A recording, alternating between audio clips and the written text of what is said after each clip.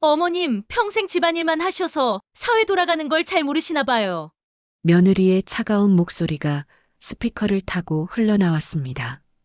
외출하실 땐 향수도 좀 뿌리고 하세요. 어머니 집 냄새 나요. 그 다음 들린 건 더 충격적이었습니다. 엄마, 인정이 말이 틀린 건 아니잖아요. 요즘 세상 감각은 잘 모르시잖아요. 제 아들의 목소리였습니다. 하, 엄마 너무 자주 오지도 마세요. 녹음기 속에서 아내가 숨을 삼키는 소리, 흐느끼는 소리가 들렸습니다. 안녕하세요. 오늘은 제 마누라 이야기를 해보려고 합니다. 시작 전에 구독과 좋아요 눌러주시고 어디서 듣고 계신지 댓글 달아주세요. 바로 시작하겠습니다. 저는 올해 72입니다. 은행 지점장으로 35년을 일하다 은퇴한 지도 벌써 7년이 지났네요. 사람들은 저를 보고 원칙적이고 냉정하다고 말하곤 했습니다. 틀린 말은 아니었죠. 숫자 하나 틀리는 걸 용납하지 않았고 규정을 어기는 직원에겐 단호했습니다. 그런 제가 평생 유일하게 마음을 다 내준 사람이 있습니다. 바로 제 아내 김정희입니다. 정희는 제 아내이자 제 인생의 전부였습니다. 결혼한 지 45년이 넘었지만 아직도 저는 정희를 보면 가슴 한편이 따뜻해집니다. 평생 가족을 위해 희생하며 살아온 사람이죠. 저는 밖에서 일할 때 정희는 집안을 지켰습니다. 아들 준호를 키우고 시부모님을 모시고 제가 밤늦게 들어와도 따뜻한 밥을 차려놓곤 했습니다. 한 번도 불평하지 않았어요. 그런 정이었습니다. 그런데 요즘 들어 이상한 일이 생기기 시작했습니다. 정희가 아들 집에만 다녀오면 눈이 빨갛게 부어 있는 겁니다. 처음엔 그냥 피곤해서 그런가 보다 했습니다. 아들 준호네 집에 가면 손주들 돌봐주고 집안일도 거들어주느라 고생하니까요. 하지만 뭔가 달랐습니다. 정희는 집에 돌아오면 말이 없어졌어요. 밥도 제대로 안 먹고 텔레비전을 보다가도 멍하니 창밖만 바라보곤 했습니다. 특히 밤이 문제였습니다. 한밤중에 화장실에 갔다가 거실에서 이상한 소리를 들었어요. 흐느끼는 소리였습니다. 정희가 소파에 앉아서 울고 있었어요. 어깨가 들썩이고 손으로 입을 막고 소리 죽여 우는 모습이었습니다. 저는 그 모습을 보고 가슴이 철렁 내려앉았습니다. 정희야, 왜 그래? 무슨 일 있어? 제가 다가가자 정희는 깜짝 놀라며 눈물을 닦았습니다. 그러곤 억지로 미소를 지으며 말했어요. 아니에요. 그냥 마음이 좀 그렇네요. 나이 들어서 그런가 봐요. 말끝을 흐리는 정희의 목소리엔 힘이 없었습니다. 저는 더 물어볼 수가 없었어요. 정희가 말하기 싫어하는 걸 억지로 캐묻는 건 제 방식이 아니었으니까요. 하지만 마음 한편이 불편했습니다. 뭔가 잘못된 느낌이었죠. 다음 날 아침, 저는 정희를 유심히 관찰했습니다. 아침밥을 차리는 정희의 뒷모습이 왠지 더 작아 보였어요. 예전엔 콧노래를 부르며 부엌일을 하던 사람이었는데 요즘은 조용하기만 했습니다. 밥을 먹을 때도 정희는 젓가락질을 하다 말다 했어요. 뭔가 생각에 잠긴 표정이었습니다. 정희야, 준호네 집에서 무슨 일 있었어? 제가 조심스럽게 물었습니다. 정희는 고개를 저었어요. 아무 일도 없었어요. 그냥 애들이 바쁘니까 제가 좀 도와주고 온 거예요. 하지만 정희의 목소리는 떨리고 있었습니다. 제가 뭘 더 물으려는 순간 정희가 먼저 자리에서 일어났어요. 설거지 할게요.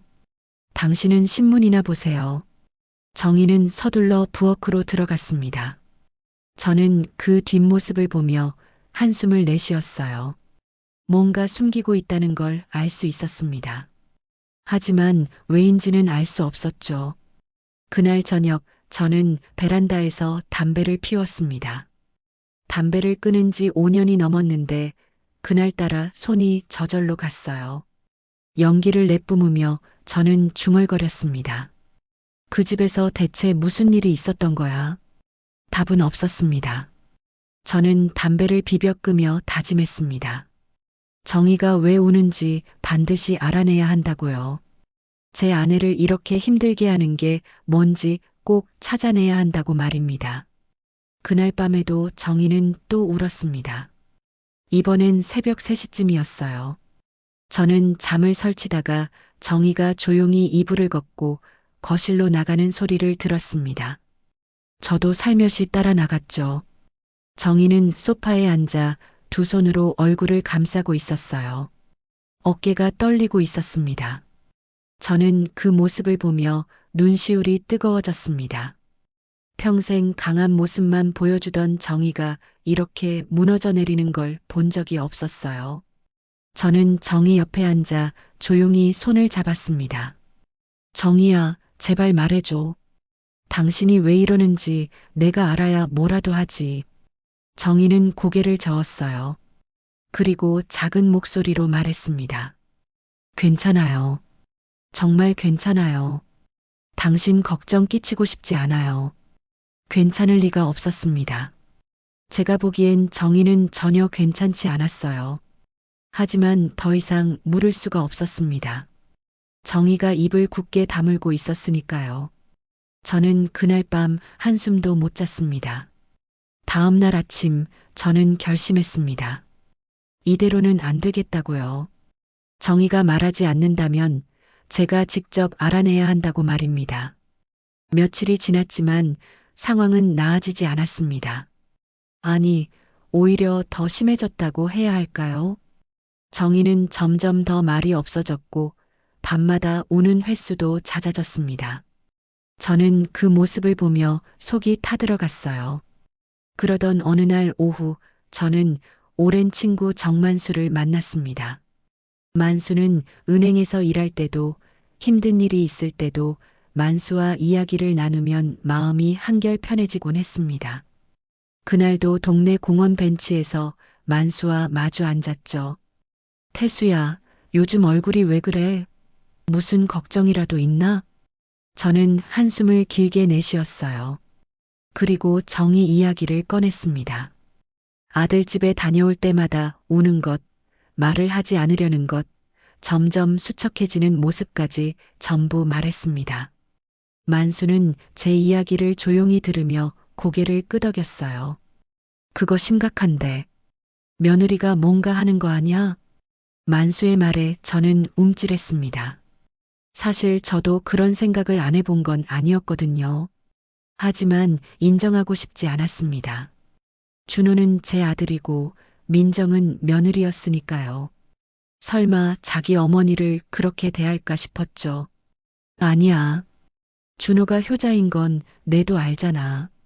명절 때마다 꼬박꼬박 찾아오고 용돈도 꼬박꼬박 보내주고 그래. 제가 말했지만 목소리에는 확신이 없었습니다. 만수는 제 눈을 똑바로 쳐다보며 말했어요. 태수야, 겉모습이랑 속마음은 다를 수 있어. 내가 보는 앞에서만 효자 노릇하고 뒤에서는 어떨지 누가 알아? 직접 확인해 봐야지. 직접 확인하라니 그게 무슨 소리야? 제가 되물었습니다. 만수는 잠시 뜸을 들이더니 조심스럽게 말했어요. 태수야, 직접 들어봐. 그래야 내가 미칠지 말지 판단하지. 요즘 세상에 녹음기라는 게 있잖아. 작은 거 하나 구해서 형수님 가방에 넣어두면 되잖아. 녹음기.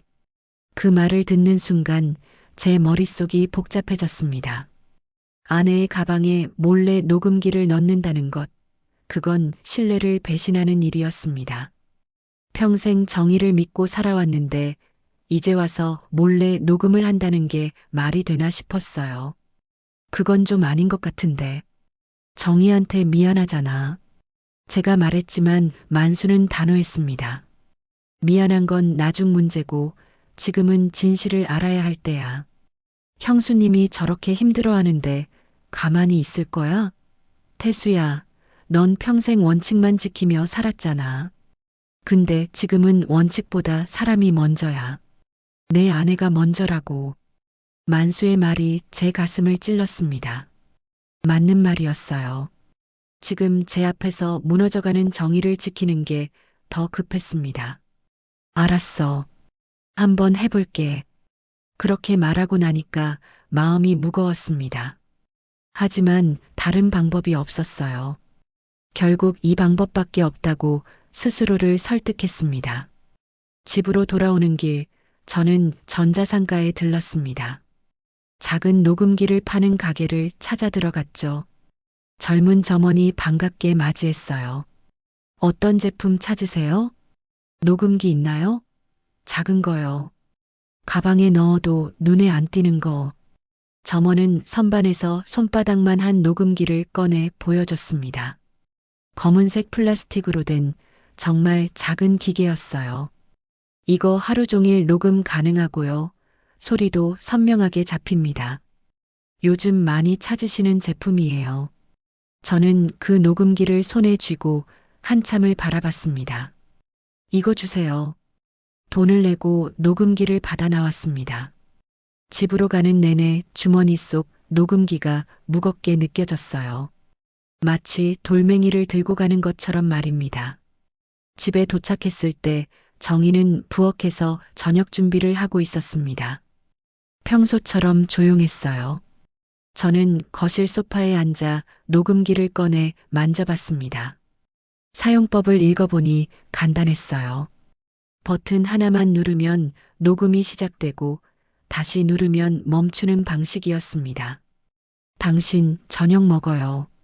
식탁에 앉아 밥을 먹으면서도 제 마음은 무거웠어요. 정희는 말없이 밥을 먹었고 저도 말없이 숟가락질만 했습니다. 이상한 침묵이 흘렀죠. 며칠이 지났습니다. 녹음기를 정희의 가방에 몰래 넣는다는 게 쉽지 않았습니다. 양심이 찔렸거든요. 하지만 정희는 여전히 밤마다 울었고 그럴 때마다 제 결심은 더 단단해졌습니다. 그러던 어느 날 정희가 말했어요. 내일 준호네 집에 다녀올게요.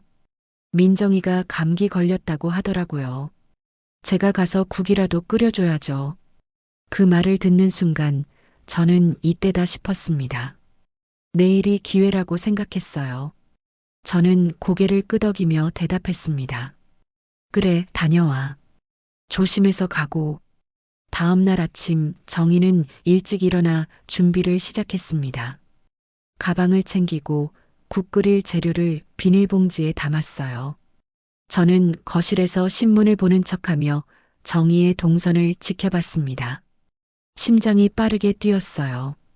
정희가 화장실에 들어간 틈을 타서 저는 재빨리 움직였습니다. 현관 옆에 놓인 정희의 가방을 열고 녹음 버튼을 눌러 켜놓고 다시 가방을 닫았습니다. 손끝이 바들바들 떨렸습니다. 이게 맞는 건지, 이러고도 괜찮은 건지 확신이 서지 않았어요. 화장실 문이 열리는 소리가 들렸습니다. 저는 황급히 소파로 돌아가 신문을 펼쳐 들었어요. 정희가 나오며 가방을 들었습니다. 그럼 다녀올게요. 저녁 때쯤 올게요. 그래, 조심해서 다녀와. 현관문이 닫히는 소리가 들렸습니다. 정희가 나간 뒤 저는 소파에 주저앉았어요. 온몸에 힘이 빠졌습니다. 방금 제가 한 일이 실감났거든요. 아내를 몰래 녹음한다는 것, 그건 배신이었습니다. 하지만 저는 중얼거렸어요. 용서해라, 정희야. 널 지키고 싶어서 그래. 내가 왜 우는지 알아야 내가 뭐라도 할 수 있잖아. 창밖을 보니 정희가 버스 정류장으로 걸어가는 모습이 보였습니다. 작아 보이는 그 뒷모습을 보며 저는 주먹을 꽉 쥐었어요. 그날 하루는 길게만 느껴졌습니다. 시계를 보며 시간을 세고 정희가 언제 돌아올까 궁금해했어요. 오후 5시쯤 정희한테서 전화가 왔습니다. 여보, 조금 늦을 것 같아요. 민정이 상태가 안 좋아서 저녁까지 차려주고 올게요. 그래, 천천히 와. 조심해서 와. 전화를 끊고 나니 마음이 더 무거워졌습니다. 저녁 8시가 넘어서야 정희가 돌아왔습니다. 문을 열고 들어오는 정희의 얼굴은 피곤해 보였어요. 눈가가 또 빨갛게 부어 있었습니다. 분명히 또 울었다는 증거였죠. 다녀왔어요. 정희는 힘없이 말하며 가방을 내려놓았습니다. 저는 가슴이 철렁했어요. 정희가 씻으러 들어간 사이 저는 재빨리 가방을 열고 녹음기를 꺼냈습니다. 무거운 마음으로 주머니에 넣고 저도 침실로 들어갔어요. 그날 밤 저는 녹음기를 책상 서랍에 넣어두었습니다. 내일 들어야겠다고 생각했어요. 내일이면 모든 게 밝혀질 겁니다. 다음 날 밤이 되었습니다. 저는 하루 종일 녹음기를 들을 용기를 내지 못했어요. 정희는 낮 동안 집안일을 하며 평소처럼 지냈지만 저는 속으로 계속 갈등했어요. 과연 들어야 하는 걸까? 온갖 생각이 꼬리를 물고 이어졌습니다. 저녁을 먹고 정희가 먼저 잠자리에 들었습니다. 시계를 보니 밤 11시가 넘었습니다. 정희가 완전히 잠든 시간이었어요. 저는 천천히 일어나 침실로 들어갔습니다. 책상 서랍을 조용히 열고 녹음기를 꺼냈어요. 저는 녹음기를 들고 다시 거실로 나왔습니다. 소파에 앉아 한참을 망설였어요. 재생 버튼 위에 손가락을 올려놓고 저는 눈을 질끈 감고 버튼을 눌렀습니다. 처음엔 잡음만 들렸습니다. 바람 소리, 버스 소리, 사람들의 웅성거리는 소리. 정희가 아들네 집으로 가는 길이었겠죠. 그러다가 초인종 소리가 들렸어요.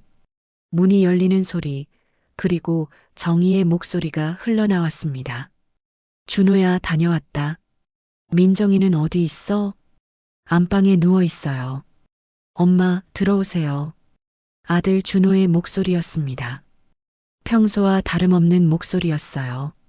저는 귀를 기울이며 계속 들었습니다.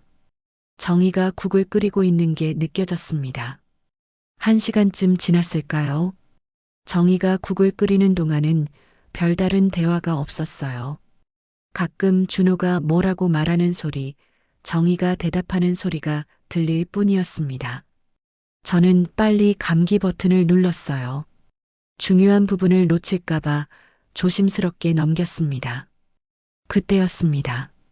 여자 목소리가 들렸어요. 며느리 민정의 목소리였습니다. 날카롭고 차가운 톤이었죠. 어머님, 제가 감기 걸렸다고 했는데 왜 이렇게 늦게 오세요? 진작 오셨어야 하는 거 아니에요? 그 말을 듣는 순간 제 눈살이 찌푸려졌습니다. 감기 걸린 사람이 할 말투가 아니었어요. 오히려 윗사람한테 대드는 것 같은 느낌이었습니다. 정희의 대답이 이어졌어요. 미안해, 민정아. 국 재료 준비하느라 좀 늦었네. 지금 다 끓었으니까 먹어봐. 국이요? 어머님이 끓인 국은 너무 짜요. 간을 좀 제대로 맞추셔야죠. 요즘 세상에 누가 이렇게 짜게 먹어요? 민정의 목소리는 점점 더 날카로워졌습니다. 저는 주먹을 불끈 쥐었어요. 시어머니가 아파서 와서 국을 끓여줬는데 고맙다는 말은커녕 짜다고 지적하다니. 도대체 이게 사람이 할 말입니까? 정희는 조용히 대답했어요. 그래, 내가 간을 좀 더 맞춰볼게. 부엌으로 가는 발소리가 들렸습니다. 저는 가슴이 답답했습니다. 제 아내가 저런 취급을 받고 있다니. 하지만 녹음은 계속 이어졌습니다. 잠시 후 거실에서 대화 소리가 들렸어요. 민정이 소파에 앉은 것 같았습니다. 그리고 입을 열었죠. 어머님, 외출하실 땐 향수도 좀 뿌리고 하세요. 솔직히 말씀드리면 어머님 집 냄새 나요. 요즘 사람들은 다 향수 뿌리고 다니잖아요. 저는 주먹으로 소파를 쳤습니다. 쿵 소리가 났지만 침실의 정의는 깨지 않았어요. 제 온몸이 부들부들 떨렸습니다. 어머님 집 냄새가 난다니 그게 며느리가 시어머니한테 할 말입니까? 녹음 속 정의는 그저 침묵만 흘렀죠. 제 아내가 그 자리에서 얼마나 작아졌을지 상상만 해도 가슴이 찢어지는 것 같았어요. 그때 또 다른 목소리가 들렸습니다. 준호였어요. 저는 귀를 더 가까이 가져다 댔어요. 아들이라면 당연히 어머니 편을 들겠죠. 그렇게 믿었습니다. 하지만 준호가 한 말은 제 예상을 완전히 벗어났습니다. 어머님, 요즘 세상 돌아가는 거 모르시죠? 회사 생활 한 번이라도 해보셨으면 아시겠지만 요즘은 그런 식으로 다니면 다들 싫어해요. 집 냄새가 좋으면 모를까? 민정 말이 틀린 건 아니잖아요. 그 순간 제 심장이 멎는 것 같았습니다. 제 아들이 어머니한테 그런 말을 했다고요? 회사 생활 해봤으면 안다고요? 정희는 평생 가족을 위해 집을 지켰는데 그게 잘못입니까? 저는 녹음기를 쥔 손에 힘이 들어갔어요. 손가락 관절이 하얗게 변했습니다. 정희의 목소리가 작게 들렸습니다. 나는 그냥 도와주고 싶어서 그랬다. 그 목소리가 얼마나 힘없었는지, 얼마나 슬펐는지, 저는 눈물이 핑 돌았습니다. 제 아내가 아들한테, 며느리한테 저런 취급을 받고 있었다니 믿을 수가 없었어요. 그런데 더 충격적인 말이 이어졌습니다. 준호의 목소리였어요. 엄마, 괜히 오해 사지 마. 민정이 뭐라고 한 것도 아니고 그냥 요즘 시대에 맞춰달라는 얘기잖아요. 엄마도 시대에 좀 맞춰 사세요. 그리고 엄마, 준호가 말을 이었습니다. 엄마 너무 자주 오지도 마세요. 민정이 스트레스 받잖아요. 우리도 우리 생활이 있는데 매번 오시면 신경 쓰이고 그래요. 저는 귀를 의심했습니다. 자주 오지 말라고요? 며느리가 스트레스 받는다고요? 어머니가 아들네 집에 가는 게 죄입니까? 저는 녹음기를 던지고 싶었지만 꾹 참았습니다. 끝까지 들어야 했거든요. 정희가 숨을 크게 들이쉬는 소리가 들렸습니다. 그리고 작은 기침 소리, 말을 삼키는 듯한, 울음을 참는 듯한 소리였어요. 저는 그 소리를 들으며 눈물을 흘렸습니다. 그 뒤로는 침묵만 흘렀습니다. 긴 침묵이었어요. 아무도 말하지 않았습니다. 저는 그 침묵 속에서 정희의 눈물을 느낄 수 있었어요. 한참 후 정희가 조용히 말했어요. 그래, 알았다. 앞으로 자주 안 올게. 그 말을 끝으로 정희가 일어나는 소리가 들렸습니다. 문을 여는 소리, 신발 신는 소리. 정희가 그 집을 나가는 소리였어요. 준호도 민정도 붙잡지 않았습니다. 그냥 내버려뒀어요. 저는 녹음기를 멈췄습니다. 더 이상 들을 수 없었거든요. 소파에 털썩 주저앉아 두 손으로 얼굴을 감쌌어요. 눈물이 주르륵 흘러내렸습니다. 제가 운다는 게 믿기지 않았어요. 하지만 지금은 달랐습니다. 제 아내가 제가 평생 사랑했던 사람이 저런 취급을 받고 있었다니. 그것도 자식한테, 며느리한테 말입니다. 저는 온몸이 떨렸어요. 분노인지 슬픔인지 배신감인지 알 수 없는 감정이 몰려왔습니다. 저는 녹음기를 쥔 채 중얼거렸습니다. 이게 우리 아들 목소리 맞나? 제가 키운 아들이, 제가 그렇게 아끼고 사랑했던 아들이 어머니한테 저런 말을 할 수 있다니 믿고 싶지 않았습니다. 저는 아들에 대한 믿음, 가족에 대한 신뢰, 모든 게 무너져 내렸습니다. 새벽녘이 되어서야 저는 침실로 들어갔습니다. 침대에 누워있는 정희를 보니 가슴이 아팠어요. 이제부터 제가 정희를 지키겠다고, 누구한테도 그게 아들이든 며느리든 정희를 함부로 대하게 두지 않겠다고 말입니다. 제 아내는 평생 가족을 위해 살았어요. 이제는 제가 정희를 위해 살 차례였습니다. 그날 이후로 며칠이 흘렀습니다. 저는 정희를 대하는 게 조심스러워졌어요. 녹음기 속 진실을 알고 있으면서도 모르는 척해야 했거든요. 저 사람이 얼마나 힘들었을까, 얼마나 상처받았을까 하는 생각뿐이었어요. 저는 정희를 더 유심히 관찰하기 시작했습니다. 밥을 먹을 때도, 텔레비전을 볼 때도, 설거지를 할 때도 정희의 표정과 행동을 놓치지 않으려고 했어요. 뭔가 이상한 점이 없는지, 다친 데는 없는지 확인하고 싶었거든요. 며칠 뒤, 그러니까 녹음기를 들은 지 사흘째 되던 날이었습니다. 그날 아침 저는 일찍 일어나 거실에 앉아 있었어요. 정희가 부엌에서 아침 준비를 하고 있었습니다. 정희가 식탁에 밥을 차리기 시작했어요. 저는 신문을 내려놓고 식탁으로 갔습니다. 정희가 국그릇을 놓으며 팔을 뻗는 순간 저는 정희의 팔뚝에 시선이 멈췄어요. 옷소매 사이로 보이는 정희의 팔에 검푸른 멍이 들어 있었습니다. 크고 선명한 멍이었어요. 제 심장이 쿵 떨어지는 것 같았습니다. 저도 모르게 정희의 손목을 잡았어요. 그게 뭐야? 팔에 그게 뭐야? 제 목소리가 떨렸습니다. 정희는 깜짝 놀라며 팔을 빼려고 했어요. 하지만 저는 놓지 않았습니다. 소매를 걷어 올려 제대로 확인했죠. 팔뚝 안쪽에 손가락 자국처럼 생긴 멍이 여러 개 있었어요. 누군가 세게 잡은 흔적이었습니다. 아니야, 이건. 정희가 당황하며 말했어요. 부엌에서 부딪혔어? 찬장문에 부딪혀서 그래. 별거 아니야. 하지만 저는 알고 있었습니다.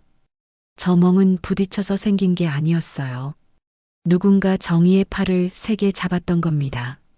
손가락 자국이 너무 선명했거든요.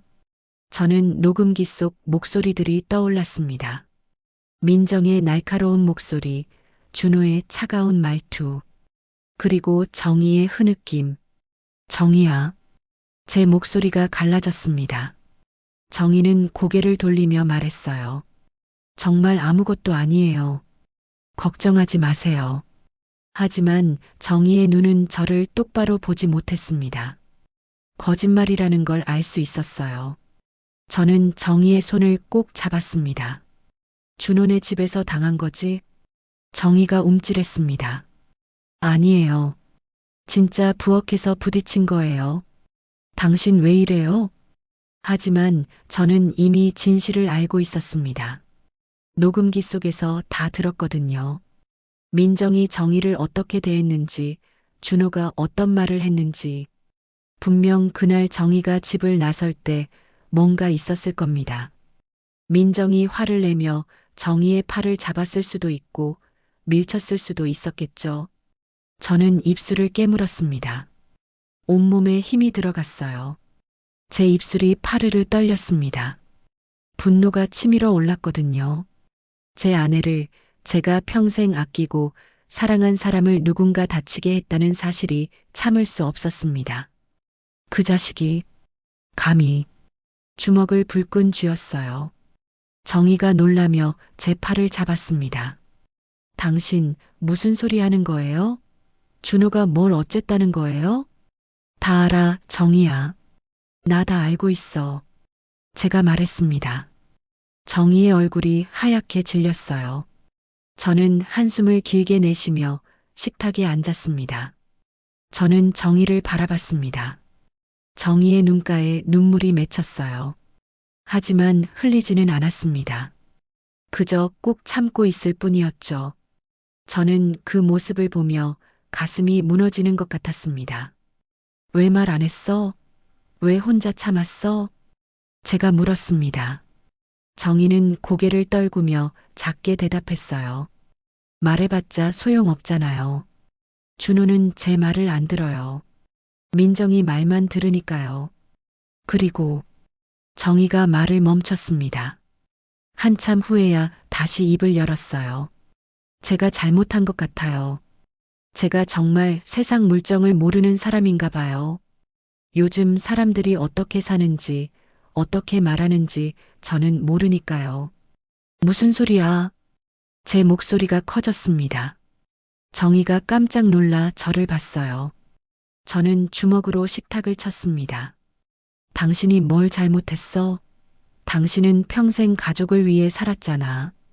준호 키우고 나 뒷바라지하고 집안 지키느라 고생했잖아. 그게 잘못이야? 세상 물정 모른다고?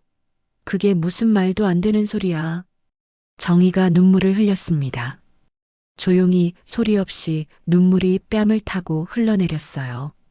저는 그 모습을 보며 더 이상 참을 수 없었습니다. 일어나서 정희를 안아줬어요. 정희는 제 품에 안겨 흐느꼈습니다. 미안해요. 당신한테 걱정 끼쳐서 미안해요. 무슨 소리야? 미안할 건 내가 미안하지. 당신이 이렇게 힘들어하는 걸 몰랐으니까. 저는 정희의 등을 토닥이며 말했습니다. 정희는 한참을 울었어요. 그동안 참았던 눈물을 다 쏟아내는 것 같았습니다. 저는 그저 정희를 안고 있을 수밖에 없었어요. 한참 후 정희가 진정되었습니다. 이제 괜찮아요. 앞으로는 준호네 집에 안 갈게요. 그러면 되잖아요. 하지만 저는 고개를 저었습니다. 그렇게 해서 될 문제가 아니었거든요. 정희가 안 가면 된다고요? 아니었습니다. 준호와 민정이 한 행동은 용서할 수 없는 일이었어요. 자기 어머니를 저렇게 대하다니 그건 사람이 할 짓이 아니었습니다. 저는 책상으로 가서 서랍을 열었습니다. 안에 있던 녹음기를 꺼냈어요. 정희가 눈을 크게 떴습니다. 그게 뭐예요? 내가 당신 가방에 넣어뒀던 녹음기야. 미안해, 정희야. 당신을 의심한 게 아니라 진실을 알고 싶어서 그랬어. 정희는 녹음기를 보며 한숨을 내쉬었어요. 그리고 작게 웃으며 말했습니다. 다 들으셨군요. 응, 다 들었어. 민정이가 뭐라고 했는지, 준호가 어떻게 말했는지, 전부 다. 이제 내가 할게. 내가 우리 정희 지킬게. 아무도 그게 아들이든 며느리든 당신을 함부로 대하지 못하게 할 거야. 정희가 제 손을 꼭 쥐었습니다. 그날 저는 마음속으로 결심했어요. 준호한테 제대로 말해줘야겠다고. 그리고 민정이한테도 확실하게 선을 그어야겠다고 말입니다. 이제 끝을 봐야겠어. 며칠이 지나고 정희의 생일이 다가왔습니다. 작은 케이크를 사오고 외식을 하거나 집에서 정희가 좋아하는 음식을 함께 만들곤 했습니다. 올해도 마찬가지였죠. 아니, 올해는 더 특별하게 만들고 싶었어요. 정희가 그동안 얼마나 힘들었는지 알고 있었으니까요. 그런데 문득 생각이 들었습니다. 준호는 어머니 생일을 기억이나 할까요? 예전 같았으면 아들이 먼저 연락을 했을 겁니다. 엄마 생일이라고 같이 밥 먹자고 말이죠. 하지만 요즘은 연락이 없었어요. 아니, 정확히 말하면 몇 달 동안 준호 쪽에서 먼저 연락한 적이 없었습니다. 저는 결심했습니다. 이번에는 제가 직접 가보자고요. 정의 생일을 핑계 삼아 아들네 집을 방문하는 겁니다. 그리고 직접 눈으로 확인하고 싶었어요. 녹음기로 들었던 그 목소리들이, 그 분위기가 정말인지 제 눈으로 보고 싶었습니다. 정희야, 오늘 내 생일인데 준호네 집에 갈까? 같이 밥이나 먹자고 하자. 제가 말했습니다. 정희는 고개를 저으며 손사래를 쳤어요. 아니에요. 그냥 우리 둘이 먹어요. 굳이 애들한테까지 갈 필요 없어요. 하지만 저는 고집을 부렸습니다. 아니야. 생일인데 가족이 함께 있어야지. 내가 준호한테 연락할게. 정희는 불안한 표정을 지었지만 더 이상 말리지 않았어요. 저는 준호에게 전화를 걸었습니다. 몇 번의 신호음 끝에 준호가 받았어요. 아버지, 무슨 일이세요? 준호야, 오늘 내 엄마 생일이야. 저녁에 같이 밥이나 먹자.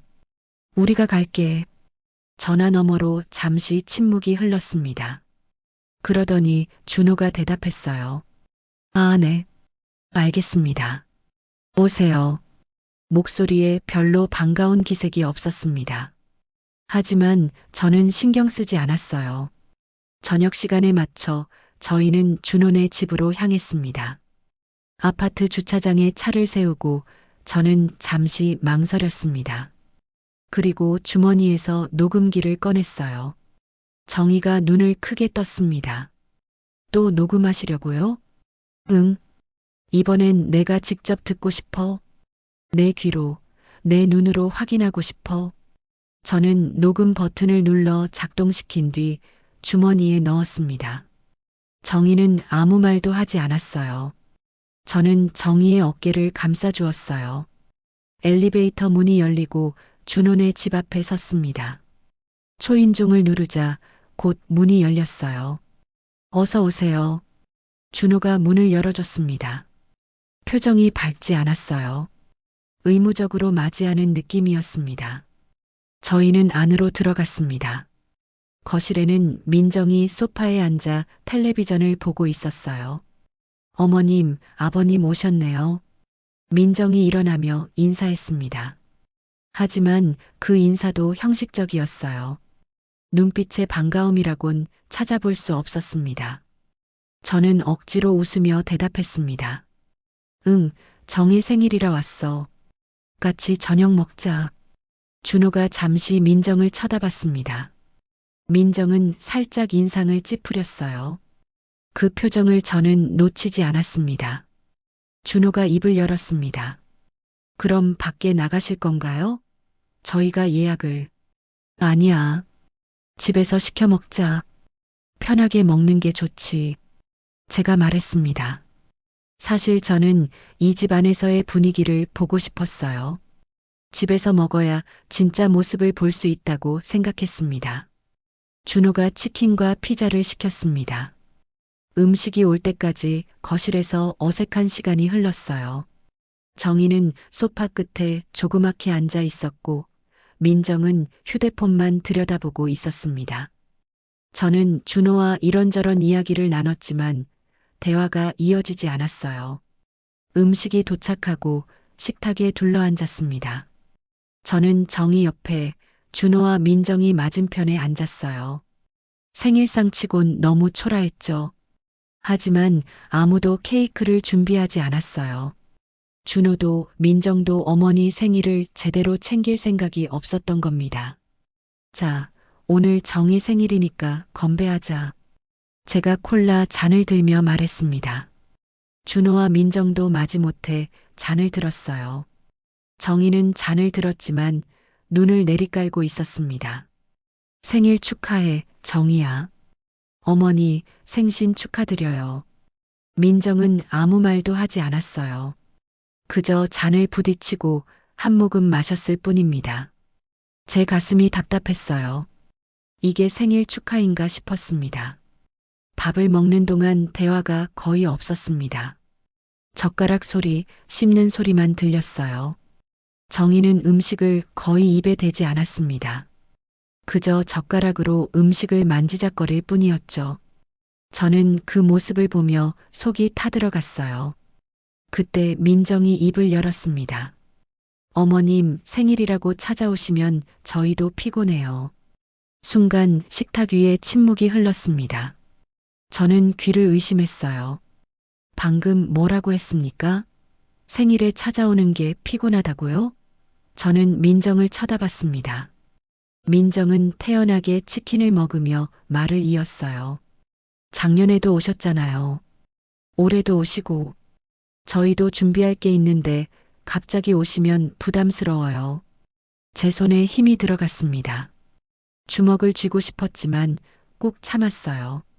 정희를 보니 고개를 더 숙이고 있었습니다. 어깨가 작게 떨리고 있었어요. 민정아. 준호가 작게 불렀지만 민정을 말리지는 않았습니다. 오히려 준호도 불편한 표정을 짓고 있었어요. 제가 보기엔 민정의 말에 동의하는 것 같았습니다. 정희가 젓가락을 내려놓았습니다. 화장실 좀. 정희가 작은 목소리로 말하며 화장실로 향했습니다. 문이 닫히는 소리가 들렸어요. 그리고 잠시 후 아주 작은 흐느낌 소리가 들려왔습니다. 정희가 화장실에서 울고 있었던 겁니다. 저는 더 이상 참을 수 없었습니다. 민정을 똑바로 쳐다보며 말했어요. 민정아, 오늘이 무슨 날인지 알아? 너의 시어머니 생일이야. 생일에 가족이 모이는 게 뭐가 잘못됐지? 민정은 시큰둥한 표정으로 대답했어요. 아버님, 요즘은 그렇게 안 해요. 가족이라고 해서 무조건 모일 필요는 없잖아요. 저희도 저희 일정이 있는데요. 제 입술이 떨렸습니다. 저는 준호를 봤어요. 준호는 고개를 숙이고 있었습니다. 아무 말도 하지 않았어요. 자기 아내가 어머니를 이렇게 대하는데 한마디도 하지 않았습니다. 화장실 문이 열리고 정희가 나왔습니다. 눈이 빨갛게 부어 있었어요. 저는 일어나 정희에게 다가갔습니다. 정희야, 우리 가자. 여기 있을 필요 없어. 정희가 고개를 끄덕였습니다. 저희는 가방을 챙겨 현관으로 향했어요. 준호가 뒤따라 나왔습니다. 아버지, 어머니. 됐어. 제가 단호하게 말했습니다. 더 이상 볼 것도 들을 것도 없어. 가자, 정희야. 현관문을 나서며 저는 주머니 속 녹음기를 만졌습니다. 오늘 일은 전부 녹음되었을 겁니다. 민정의 말, 준호의 침묵, 정희의 흐느낌까지 모두 말이죠. 집으로 돌아오는 차 안은 조용했습니다. 정희는 창밖만 바라보고 있었고 주차장에 차를 세우고 저희는 집으로 올라갔습니다. 현관문을 열고 들어서는 순간 정희가 소파에 털썩 주저앉았어요. 그리고 두 손으로 얼굴을 감쌌습니다. 어깨가 들썩이기 시작했어요. 정희야. 제가 다가가 정희 옆에 앉았습니다. 정희는 소리내어 울었어요. 참았던 눈물을 전부 쏟아내는 것 같았습니다. 저는 정희의 등을 토닥이며 가만히 있었어요. 뭐라고 위로해야 할지 몰랐거든요. 한참을 울던 정희가 말했습니다. 제가 정말 잘못 살았나 봐요. 평생 가족만 봤는데 아들이 저를 저렇게 생각하다니. 아니야, 정희야. 잘못 산 건 우리가 아니라 준호야. 부모한테 저렇게 대하는 게 말이 돼? 제가 말했지만 정희는 고개를 저었어요. 아니에요. 제가 세상 물정을 모르니까 그런 거예요. 민정이 말이 맞아요. 저는 집안일만 했으니까. 그만해. 제 목소리가 커졌습니다. 정희가 깜짝 놀라 저를 봤어요. 저는 정희의 어깨를 잡고 똑바로 쳐다봤습니다. 당신이 뭘 잘못했어? 가족 위에 평생 헌신한 게 잘못이야? 집 지키고 아들 키운 게 잘못이야? 아니야, 정희야. 당신은 누구보다 훌륭하게 살았어. 잘못한 건 당신을 알아주지 못한 그 자식들이야. 정희가 또 눈물을 흘렸습니다. 저는 정희를 꼭 안아줬어요. 그리고 마음속으로 다짐했습니다. 이제는 정희만 생각하며 살겠다고요. 저는 녹음기를 끄고 책상 서랍에 넣었습니다. 그리고 문득 서재에 있는 금고가 떠올랐어요. 저는 일어나 서재로 향했습니다. 책장 뒤에 있는 작은 금고를 열었어요. 비밀번호를 누르자 철컥 소리와 함께 문이 열렸습니다. 안에는 중요한 서류들이 가지런히 정리되어 있었어요. 통장, 땅 문서, 재산 증서. 저와 정희가 평생 모은 재산의 증거들이었습니다.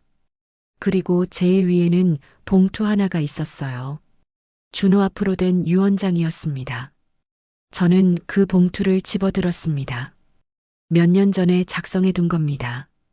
제가 죽으면 모든 재산을 준호에게 물려준다는 내용이었어요. 집도 땅도 통장도 전부 준호 앞으로 넘기려고 했었습니다. 준호가 잘 쓸 거라고 믿었거든요. 하지만 지금은 생각이 달랐습니다. 준호는 어머니를 제대로 대하지 못하는 사람이었어요. 그런 사람한테 재산을 물려줘봤자 무슨 소용입니까? 저는 봉투를 펼쳐 유언장을 꺼냈습니다. 그리고 천천히 찢기 시작했어요.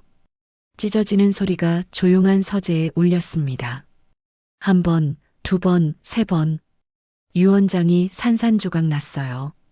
저는 그 조각들을 쓰레기통에 버렸습니다. 그리고 중얼거렸어요. 다 준호에게 물려줄 생각이었는데, 하지만 이제는 아니었습니다. 준호는 제 재산을 받을 자격이 없었어요. 어머니를 저렇게 대하는 사람이 무슨 자격이 있겠습니까? 은행 통장에는 제법 큰 금액이 있었어요. 땅 문서도 2장이 있었고 이 집 등기부등본도 있었습니다. 평생 모은 재산이었죠. 정의와 함께 한 푼, 2푼 모은 돈이었습니다. 저는 서류들을 다시 금고에 넣으며 생각했어요. 이 돈으로 정의와 함께 살아야겠다고요. 여행도 가고 맛있는 것도 먹고 정의가 하고 싶은 거 다 하며 살아야겠다고 말입니다. 준호한테 줄 생각은 이제 없었어요. 저는 조용히 침대에 누웠어요. 그리고 천장을 바라보며 말했습니다. 정의야, 깨어 있어? 네. 정의가 작게 대답했습니다. 저는 몸을 돌려 정의를 바라봤어요. 나 결심했어. 이제부터는 나랑 당신, 우리 둘만을 위해 살 거야. 준호 생각 안 할 거야. 정의가 저를 돌아봤습니다. 눈가가 빨갛게 부어 있었어요. 그게 무슨 말이에요? 재산 말이야. 다 준호한테 물려줄 생각이었는데 이제 그러지 않을 거야. 우리 둘이 쓰면서 살 거야. 정의는 잠시 말이 없었습니다. 그러더니 작게 웃으며 말했어요. 그래요. 이제 우리 둘이 행복하게 살아요. 저는 정의의 손을 잡았습니다. 정의도 제 손을 꼭 쥐었어요. 그날 밤 저는 마음이 한결 가벼워진 것 같았습니다. 오랫동안 짊어지고 있던 짐을 내려놓은 기분이었어요. 다음 날부터 저는 계획을 세우기 시작했습니다. 정의와 함께 할 일들을 적어 내려갔어요. 제주도 여행, 유럽 여행, 정의가 가고 싶어 했던 곳들, 그리고 작은 시골집을 알아보기로 했습니다. 이 아파트를 팔고 시골에 내려가 조용히 사는 것도 나쁘지 않다고 생각했거든요. 저는 메모지에 적으며 중얼거렸어요. 이제부터는 우리 둘만의 시간이야. 며칠이 지났습니다. 저는 은행에 가서 명의이전 관련 서류를 취소했어요. 원래 준호 앞으로 넘기려고 했던 땅 2필지가 있었거든요. 작년에 서류 작업까지 거의 끝나가고 있었는데 제가 은행에 연락해서 전부 중단시켰습니다. 담당 직원이 여러 번 확인했어요. 지점장님, 정말 취소하시는 거 맞으십니까? 거의 다 끝나가는 건데요. 네, 취소합니다. 더 이상 진행하지 마세요. 저는 단호하게 말했습니다. 직원은 이해할 수 없다는 표정이었지만 제 지시대로 처리했어요. 서류에 도장을 찍고 나오는데 마음이 시원했습니다. 잘한 결정이라고 생각했어요. 집으로 돌아와 정의와 함께 저녁을 먹었습니다. 평화로운 시간이었어요. 준호 이야기는 꺼내지 않았습니다. 그냥 저희 둘만의 이야기를 나눴죠. 내일 뭐 먹을지, 다음 주에 어디 갈지, 그런 소소한 대화들이었습니다. 그런데 그날 밤 늦게 전화벨이 울렸습니다. 시계를 보니 밤 10시가 넘은 시간이었어요. 누군가 했더니 준호였습니다. 저는 전화를 받았어요. 아버지, 준호의 목소리가 날카로웠습니다. 뭔가 화가 나 있는 것 같았어요. 왜 그러니? 땅 명의 이전 취소하셨다면서요?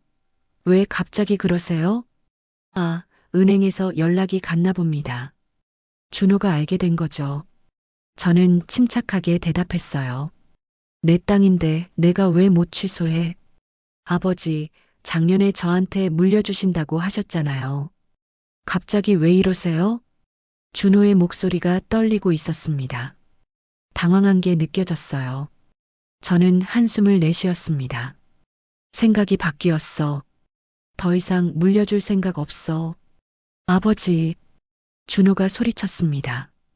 하지만 저는 전화를 끊어버렸어요. 더 이상 들을 필요가 없었거든요. 정의가 걱정스러운 눈으로 저를 봤습니다. 괜찮겠어요? 괜찮아.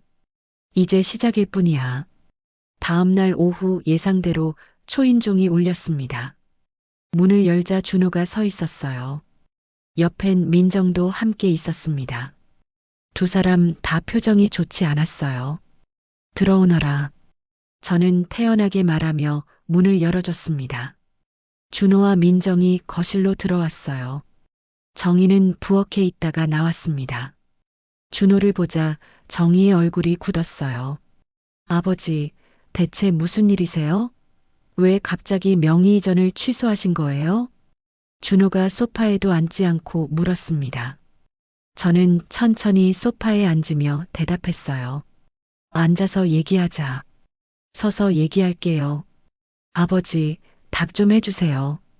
준호의 목소리가 높아졌습니다. 민정도 팔짱을 끼고 서 있었어요. 저는 준호를 쳐다봤습니다. 내가 받을 자격이 없어서 취소했어. 자격이요? 무슨 소리예요? 내가 어머니한테 어떻게 했는지 다 알아. 준호의 얼굴이 굳었습니다. 민정도 눈빛이 흔들렸어요. 저는 책상 서랍을 열고 녹음기를 꺼냈습니다. 그리고 재생 버튼을 눌렀어요. 녹음기에서 민정의 목소리가 흘러나왔습니다. 어머님, 요즘 세상에 그런 말투 쓰는 사람 없어요. 평생 집안일만 하셔서 사회 돌아가는 걸 잘 모르시나 봐요. 그 다음 준호의 목소리가 이어졌어요. 엄마, 괜히 오해 사지 마. 민정 말이 틀린 건 아니잖아요. 요즘 세상 감각은 잘 모르시잖아요. 거실이 조용해졌습니다. 녹음기 소리만 울려 퍼졌어요. 저는 소리를 더 키웠습니다. 아, 엄마 너무 자주 오지도 마세요. 민정이 스트레스 받잖아요. 준호의 얼굴이 하얗게 질렸습니다. 민정은 입술을 깨물고 있었어요. 저는 녹음기를 멈추고 두 사람을 똑바로 쳐다봤습니다. 이 목소리, 내 어머니한테 한 말 맞지? 준호가 입을 열려고 했지만 말이 나오지 않았어요. 저는 자리에서 일어났습니다. 온몸이 떨렸어요. 참았던 분노가 터져 나왔습니다. 감히 건방지게 어머니한테 그런 취급을 해? 이 사람은 내가 평생 사랑하는 사람이다. 너를 낳아 키운 사람이야. 제 목소리가 커졌습니다. 준호는 고개를 숙였어요. 민정은 변명하려다가 입을 다물었습니다. 아버지, 그건... 닥쳐. 저는 손을 들어 준호의 말을 막았습니다. 너희는 가족도 아니다. 어머니를 저렇게 대하는 놈이 무슨 자식이야? 며느리는 또 뭐야? 시어머니한테 집 냄새 난다고? 자주 오지 말라고? 민정의 얼굴이 붉어졌습니다. 당황한 게 역력했어요. 저는 녹음기를 집어들며 말을 이었습니다. 이 안에 다 들어있어. 내가 어머니한테 한 말, 민정이가 한 말, 전부 녹음되어 있다고. 준호가 무릎을 꿇었습니다. 아버지, 죄송합니다. 제가 잘못했어요. 하지만 저는 고개를 저었어요. 이미 늦었습니다. 이제 와서 사과한다고 다 용서가 되는 줄 알아? 내 어머니가 얼마나 울었는지 알아? 밤마다 얼마나 힘들어했는지 알기나 해? 정희가 제 팔을 잡았습니다. 눈에 눈물이 가득했어요. 이제 됐어요, 남편. 이제 다 알았으니까. 그만해요. 저는 정희를 봤습니다. 정희는 고개를 저으며 말했어요. 더 이상 상처받고 싶지 않아요. 그냥 이제 우리끼리 살아요. 저는 정희를 꼭 안아줬습니다.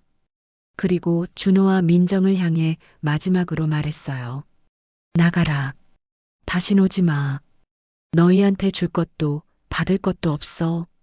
준호가 뭐라고 말하려 했지만 저는 듣지 않았습니다. 현관문을 열어젖히고 두 사람을 내보냈어요. 문이 닫히는 순간 저는 온몸에 힘이 빠지는 걸 느꼈습니다. 소파에 주저앉았어요. 정희가 제 옆에 앉아 손을 잡아줬습니다. 저는 정희의 손을 꼭 쥐었어요. 그날 이후로 1년이 흘렀습니다. 저와 정희는 서울 아파트를 정리하고 시골로 내려왔어요. 충청도의 작은 마을이었습니다. 산으로 둘러싸인 조용한 곳이었죠. 저희는 그곳에 작은 집 한 채를 샀습니다. 마당이 있고 작은 텃밭이 딸린 집이었어요. 처음 이사 왔을 때 정희는 불안해했습니다. 평생 도시에서만 살았던 사람이 갑자기 시골로 오니 적응이 쉽지 않았던 거죠. 하지만 시간이 지나면서 정희의 얼굴에 웃음이 돌아왔어요. 아침마다 텃밭에 나가 상추를 따고 오이를 따고 토마토를 수확하는 정희를 보면 제 마음도 편안해졌습니다. 어느 날 정희가 마을 어귀에서 고양이 한 마리를 데려왔어요. 새끼 고양이였습니다. 길에서 울고 있는 걸 정희가 주워왔다고 했죠. 당신 이 녀석 키워도 될까요? 정희가 조심스럽게 물었습니다. 저는 웃으며 고개를 끄덕였어요.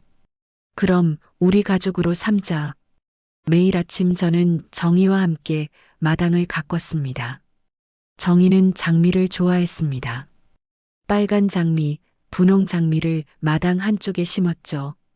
봄이 되면 그 장미들이 활짝 피어났습니다. 정희는 매일 아침 장미에 물을 주며 행복해했어요. 저는 정희를 보며 생각했습니다. 이게 맞는 거라고요. 저희 둘이 조용히 사는 게 행복이라고요. 아들 걱정, 며느리 걱정할 필요 없이 그냥 저희 둘만의 시간을 보내는 게 최고라고 말입니다. 준호한테서는 연락이 없었습니다. 한동안은 전화가 왔었어요. 사과하겠다고, 다시 만나자고. 하지만 저는 받지 않았습니다. 정희도 마찬가지였어요. 저희는 그냥 조용히 살고 싶었거든요. 상처받지 않고 화내지 않고 그냥 평화롭게 살고 싶었습니다. 어느 봄날 오후였습니다. 저와 정희는 마당 평상에 앉아 있었어요. 따뜻한 햇살이 내리쬐고 바람이 살랑살랑 불었습니다. 보기는 평상 아래서 낮잠을 자고 있었죠. 정희가 제 손을 잡으며 말했습니다. 여보, 우리 참 잘 내려왔죠? 그럼 여기가 훨씬 좋아. 저는 정희의 손을 꼭 쥐었어요. 정희의 손은 따뜻했습니다. 오랜만에 느껴보는 평화로운 시간이었어요. 있잖아요. 정희가 조심스럽게 말했습니다. 이젠 녹음기 없어도 되겠죠? 저는 정희를 봤어요. 정희는 미소 짓고 있었습니다. 진심 어린 미소였죠. 저는 웃으며 대답했습니다. 응. 이젠 진심만 들으면 돼. 우리 둘의 진심만. 정희가 제 어깨에 머리를 기댔습니다. 저는 정희의 등을 감싸주었어요. 그렇게 저희는 한참을 가만히 앉아 있었습니다. 저는 부엌으로 가서 정희를 안았습니다. 뒤에서 살짝 안아주었어요. 정희가 깜짝 놀라며 돌아봤습니다. 왜 그러세요? 그냥 당신이 행복해 보여서 좋아. 정희가 수줍게 웃었습니다. 그리고 제 손을 꼭 잡았어요. 저도 행복해요. 당신 덕분이에요. 내가 뭘 했다고. 날 지켜줬잖아요. 날 믿어줬잖아요. 그게 제일 큰 힘이었어요. 저는 정희를 꼭 안아줬습니다. 제 가슴이 따뜻해졌어요. 이 사람과 함께라면 어디든 괜찮을 것 같았습니다. 그날 밤 저희는 오래도록 별을 봤습니다. 보기가 다리 사이를 오가며 장난을 쳤고 저희는 웃으며 보기를 쓰다듬어 줬어요. 완벽한 밤이었습니다. 여러분, 긴 이야기 끝까지 들어주셔서 감사합니다. 혹시 지금 어디서 이 이야기를 들으셨나요? 출근길 지하철에서일까요? 아니면 집에서 편히 쉬시면서일까요? 어디서든 이 이야기가 여러분 마음에 작은 울림을 드렸으면 좋겠습니다. 구독과 좋아요 눌러주시면 더 좋은 이야기로 찾아뵙겠습니다. 오늘도 행복한 하루 보내세요.